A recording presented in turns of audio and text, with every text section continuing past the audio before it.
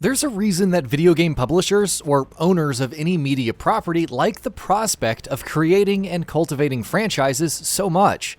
As a series becomes more and more popular, new installments have progressively better chances of finding greater and greater success. But of course, even that isn't a sure-shot guarantee, and sometimes even truly great games in massive franchises end up getting overlooked, either because of very particular situations surrounding their releases, or because they got overshadowed by their own successors and predecessors, or for any number of other reasons.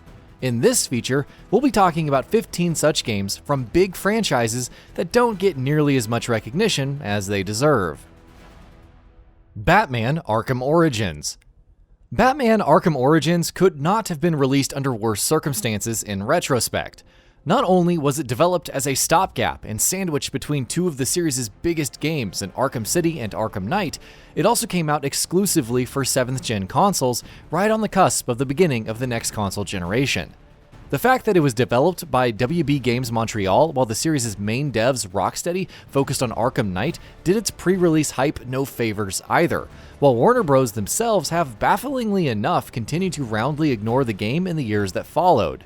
That's a real shame too, because with a great story, some of the best boss fights in the series, and the typical strengths in combat and open-world traversal that the Arkham games are known for, Arkham Origins did everything that series fans wanted it to. Resistance: Retribution. Frankly, Insomniac's Resistance series as a whole doesn't get nearly as much adoration and attention that it deserves. But even among a group of overlooked games, the PSP title Resistance: Retribution often gets unfairly shafted too often. Resistance: Retribution was an excellent third-person shooter that showcased the technical capabilities of the PSP wonderfully, and was without a doubt one of the best games in the handheld's excellent library. Sadly, being a handheld exclusive spin-off that differed from the main series quite a bit, and that wasn't developed by the series' main developers, meant that Resistance: Retribution would often be overlooked in most conversations about the series. Assassin's Creed Revelations. There are many who feel that to this day, Assassin's Creed hasn't ever been as good as it was during the days of the Ezio trilogy. Among those three games, though, the third and final Assassin's Creed Revelations is the least celebrated. Franchise fatigue at the time was beginning to set in, especially since Revelations was a pretty iterative upgrade over Brotherhood, while fans were also starting to get impatient for Assassin's Creed 3. Meanwhile, some of the new mechanics in the game, such as the tower defense sections, did not sit well with a lot of players. But we would actually argue that Assassin's Creed Revelations is one of the best games in the series. It brings Ezio's story to a close beautifully. Gears of War 4. Gears of War as a series has lost quite a bit of its luster this console generation, and Gears of War 4 felt the brunt of that dip for various reasons. Coming from a new studio as the first step in a new era for the series, there were many who felt that the game needed to make a statement, that it needed to do something special to not only announce the Coalition's arrival with style, but also to take the franchise forward in meaningful ways. What we got was a game that played it safe, that delivered exactly what we always expected out of Gears of War 4, for the most part. And that was exactly what proved to be one of the things that the game got criticized for the most.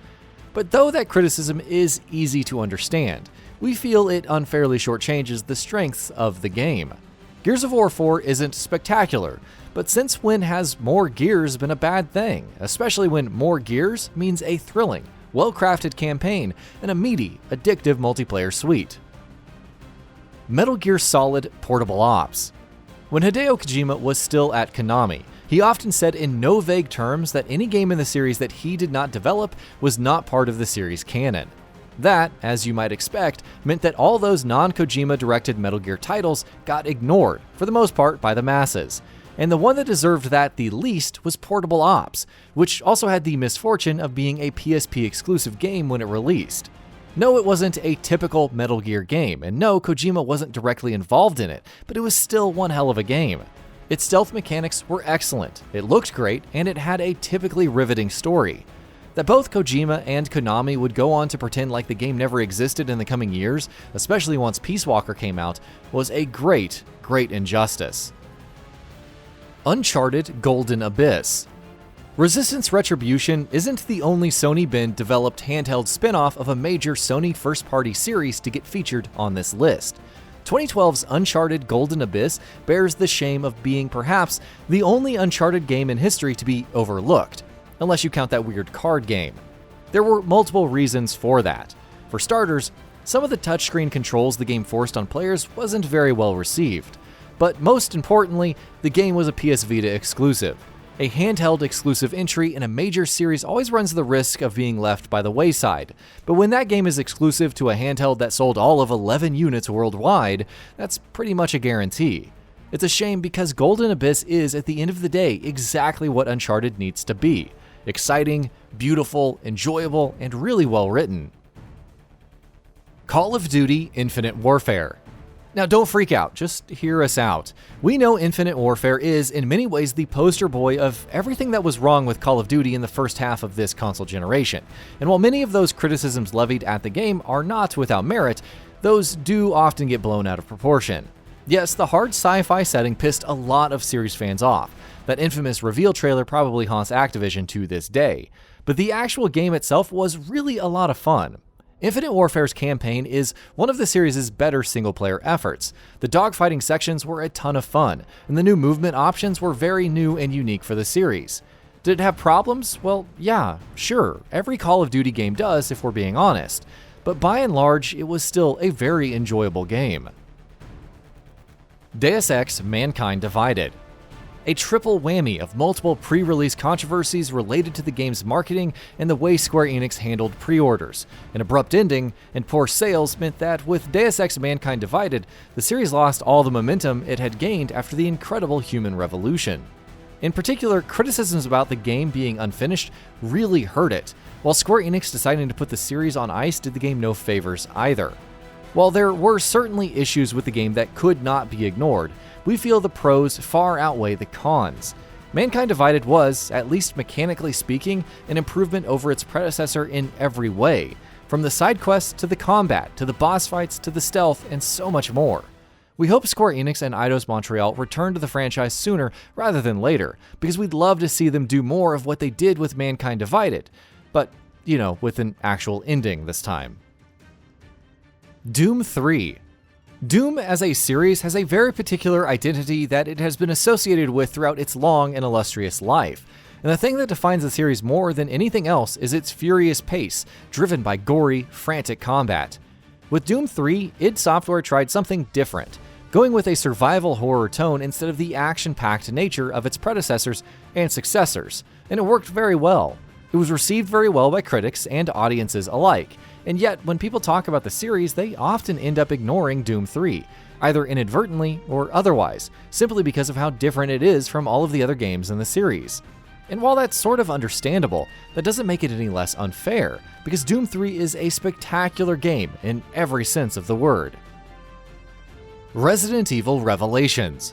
Starting to sense a pattern here, Resident Evil Revelations is yet another spin-off in a major franchise that launched as a handheld exclusive and often gets lost in the shadows of its big brothers. But as most who have played it would tell you, it deserves way more attention than it gets. Coming out at a time when the series was moving further and further away from its roots, Revelations was a classic return to horror, with a creepy setting and a structure that adhered to the series' classic games much more closely. And in spite of being made for the 3DS, it looked absolutely stunning. The game wasn't without its issues, its annoying side missions being among the most egregious, but it's still an unmissable game for Resident Evil fanatics. Grand Theft Auto Chinatown Wars. Oh look, another handheld-only spin-off in a major franchise. Behemoths like San Andreas and Grand Theft Auto V often dominate headlines when it comes to Rockstar's flagship series, while poor little Chinatown Wars, built on a smaller budget for handheld devices and sporting a top-down look similar to pre-GTA 3 titles, often ends up being ignored. But make no mistake, this is genuinely one of the very best games this series has ever delivered. Its open world is an absolute blast. It's full of enjoyable and inventive minigames. It tells an engaging story, and it has some of the best mission structure ever in a GTA game. Chinatown Wars may not be as shiny or as staggeringly massive as some of the big boys in the series, but when it comes to quality, it can give all of them a run for their money. Mass Effect Andromeda. As the first chapter in a new saga of one of the most beloved and consistent franchises in the industry, Mass Effect Andromeda had a lot to live up to. It's fair to say that it fell short of expectations. Bogged down by its own issues, falling victim to pre-release ridicule for its unpolished facial animations, and being subject to the kind of skepticism any EA game warrants. A deadly combination of three things that proved to be the game's undoing. But it wasn't nearly as bad as most made it out to be. At the end of the day, it was still a meaty game with excellent combat, and its story did some really interesting things that could have gone on to some fascinating places with sequels. Now, given how much backlash the game is usually associated with, both EA and BioWare want to remove themselves from its memory as much as possible, which feels a little unfair and quite disproportionate to the game's actual quality, especially now that post-launch patches have fixed many of its most glaring technical issues. Super Mario 3D World. A mainline Super Mario game can never be underrated, so in absolute terms it feels weird to include Super Mario 3D World on a list such as this one. But in the very specific and unique context of the Super Mario series, 3D World really is quite often overlooked. Fans of the series weren't happy that the next mainline console Mario game was just expanding on the ideas of 3D Land, nor were they too happy with the game's focus on co-op. The fact that it was a Wii U title did it no favors either, but if you've played the game, you know that it deserves much more attention than it got. It's constantly inventive, consistently fun, and has some of the best, tightest level design this series has ever seen.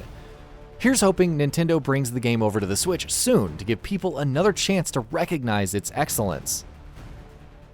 The Legend of Zelda Minish Cap. As a rule, The Legend of Zelda's handheld titles haven't gotten the kind of global attention as their console brethren, but if there's one game from that group that deserves more of the spotlight, it's gotta be Minish Cap. Developed by Capcom for the Game Boy Advance, Minish Cap was quite unique in several ways, with series staples like Ganon, the Triforce, and the Master Sword taking a back seat for a much more isolated story. In the grand scheme of the series' larger story, Minish Cap feels less important than some of the bigger games, but there's no denying that in terms of quality, this is every bit as good as you'd expect a Zelda game to be. God of War: Ghost of Sparta. Given the tone of this entire feature, it's only fitting that our final entry should be yet another handheld spin-off of a major series not developed by the series' main developers. Really, Chains of Olympus and Ghost of Sparta deserved much more praise and recognition than they deserved, but let's stick with just Ghost of Sparta here and ignore Chains of Olympus like a bunch of hypocrites. When it comes to Ghost of Sparta, the game cannot be praised enough. It looks amazing, it has a surprisingly important and excellent story, and it plays host to some of the most memorable and thrilling moments in the entire series.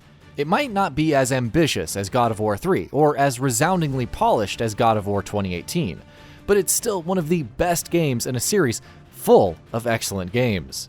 And that about does it for this video. If you enjoyed what you watched and want to see more from Gaming Bolt, you can always hit that subscribe button and turn on the bell icon next to it. That way you will never miss any of our videos.